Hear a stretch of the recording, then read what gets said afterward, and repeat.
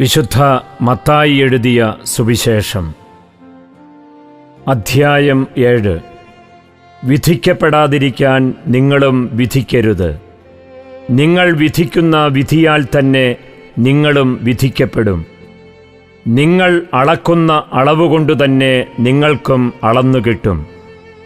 നീ സഹോദരൻ്റെ കണ്ണിലെ കരട് കാണുകയും നിന്റെ കണ്ണിലെ തടിക്കഷ്ണം ശ്രദ്ധിക്കാതിരിക്കുകയും ചെയ്യുന്നത് എന്തുകൊണ്ട്?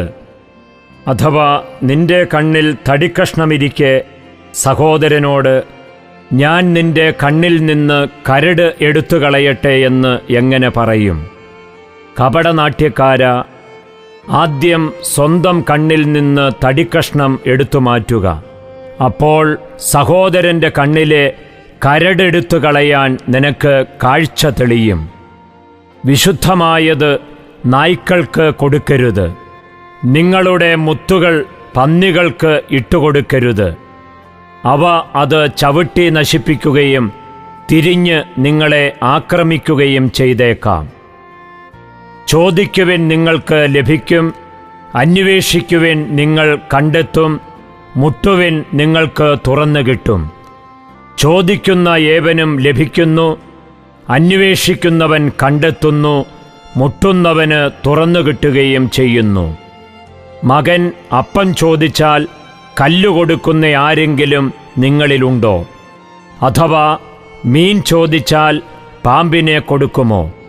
മക്കൾക്ക് നല്ല വസ്തുക്കൾ കൊടുക്കണമെന്ന് ദുഷ്ടരായ നിങ്ങൾ അറിയുന്നുവെങ്കിൽ നിങ്ങളുടെ സ്വർഗസ്ഥനായ പിതാവ് തന്നോട് ചോദിക്കുന്നവർക്ക് എത്രയോ കൂടുതൽ നന്മകൾ നൽകും.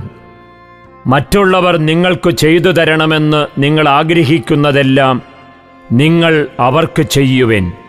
ഇതാണ് നിയമവും പ്രവാചകന്മാരും. ഇടുങ്ങിയ വാതിലിലൂടെ പ്രവേശിക്കുവിൻ.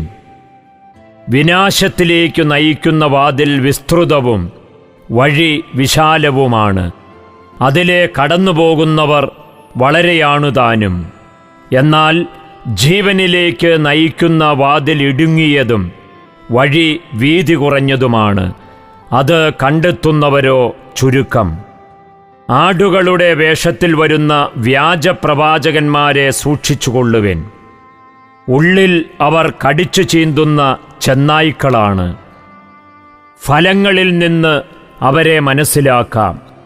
മുൾച്ചെടിയിൽ നിന്ന് മുന്തിരിപ്പഴമോ ഞെരിഞ്ഞലിൽ നിന്ന് അത്തിപ്പഴമോ പറിക്കാറുണ്ടോ?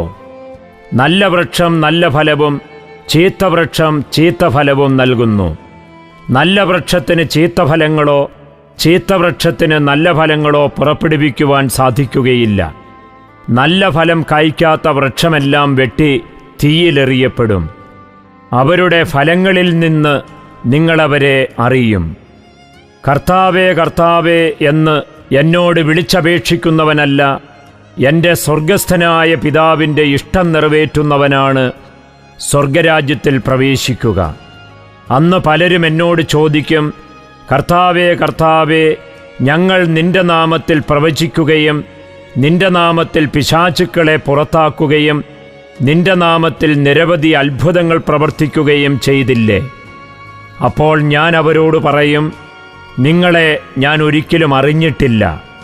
അനീതി പ്രവർത്തിക്കുന്നവരെ, നിങ്ങൾ എന്നിൽ നിന്ന് അകന്നു പോകുവിൻ. എൻ്റെ ഈ വചനങ്ങൾ ശ്രവിക്കുകയും അവ അനുസരിക്കുകയും ചെയ്യുന്നവൻ പാറമേൽ ഭവനം പണിത വിവേകമതിയായ മനുഷ്യന് തുല്യനായിരിക്കും. മഴ പെയ്തു, വെള്ളപ്പൊക്കമുണ്ടായി, കാറ്റൂതി, അത് ഭവനത്തിന്മേൽ ആഞ്ഞടിച്ചു. എങ്കിലും അത് വീണില്ല. എന്തുകൊണ്ടെന്നാൽ അത് പാറമേൽ സ്ഥാപിതമായിരുന്നു. എൻ്റെ ഈ വചനങ്ങൾ കേൾക്കുകയും എന്നാൽ അത് അനുസരിക്കാതിരിക്കുകയും ചെയ്യുന്നവൻ മണൽപ്പുറത്ത് ഭവനം പണിത ഭോഷന് തുല്യനായിരിക്കും. മഴ പെയ്തു, വെള്ളപ്പൊക്കമുണ്ടായി, കാറ്റൂതി, അത് ഭവനത്തിന്മേൽ ആഞ്ഞടിച്ചു, അത് വീണുപോയി. അതിൻ്റെ വീഴ്ച വലുതായിരുന്നു. യേശു ഈ വചനങ്ങൾ അവസാനിപ്പിച്ചപ്പോൾ ജനാവലി അവൻ്റെ പ്രബോധനത്തെപ്പറ്റി വിസ്മയിച്ചു. അവരുടെ നിയമജ്ഞരെ പോലെയല്ല, അധികാരമുള്ളവനെ പോലെയാണ് അവൻ പഠിപ്പിച്ചത്.